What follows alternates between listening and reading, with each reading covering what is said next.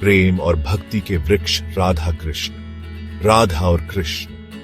ये नाम सुनते ही मन में प्रेम और भक्ति का संगम उमड़ता है। भारतीय आध्यात्मिकता में इनका प्रेम अद्वितीय है। यह प्रेम दिव्य है, यह प्रेम अनंत है। यह प्रेम हमें एक गहरे आध्यात्मिक सत्य की ओर ले जाता है। राधा और कृष्ण को अक्सर दो पेड़ों के रूप में दर्शाया जाता है। यह प्रतीक उनके प्रेम और भक्ति के गहरे अर्थ को उजागर करता है। यह प्रतीक हमें बताता है कि प्रेम ही जीवन है, प्रेम ही भक्ति है, प्रेम ही वह मार्ग है जो हमें ईश्वर से जोड़ता है। राधा और कृष्ण के रूप में दो पेड़ों का यह रूप हमें प्रेम के इसी दिव्य सत्य से परिचित कराता है। जीवन का प्रतीक वृक्ष। वृक्ष जीवन का प्रतीक है। जैसे वृक्ष अपनी जड़ों से धरती में मजबूती से टिका रहता है, वैसे ही राधा कृष्ण का प्रेम भक्ति की जड़ों से जुड़ा है।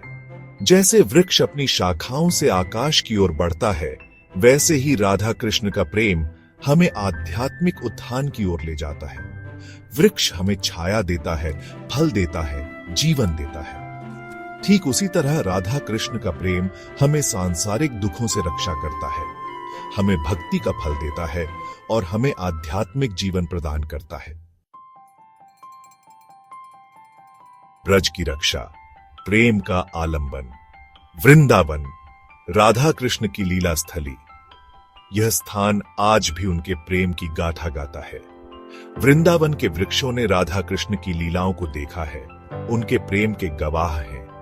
कहते हैं कि जब कालिय नाग ने यमुना नदी को जहरीला कर दिया था, तब कृष्ण ने गोवर्धन पर्वत को अपनी उंगली पर उठा लिया था। 7 दिनों तक कृष्ण ने गोवर्धन पर्वत को अपनी उंगली पर धारण किए रखा और ब्रजवासियों को कालिय नाग के प्रकोप से बचाया।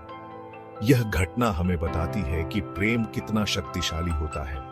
यह प्रेम हमें किसी भी विपत्ति से बचा सकता है। सेक्शन 4, लीलाओं की गवाह, वृंदावन के वृक्ष।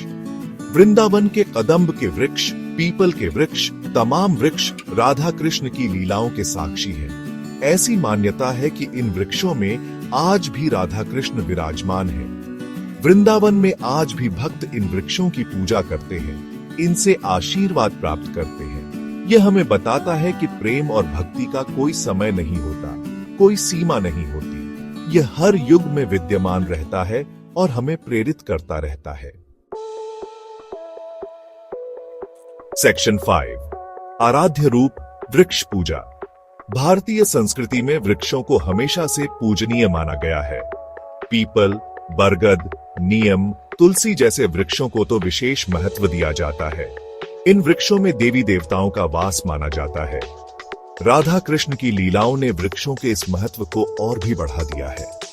यह हमें सिखाता है कि हमें प्रकृति का सम्मान करना चाहिए, उसका संरक्षण करना चाहिए।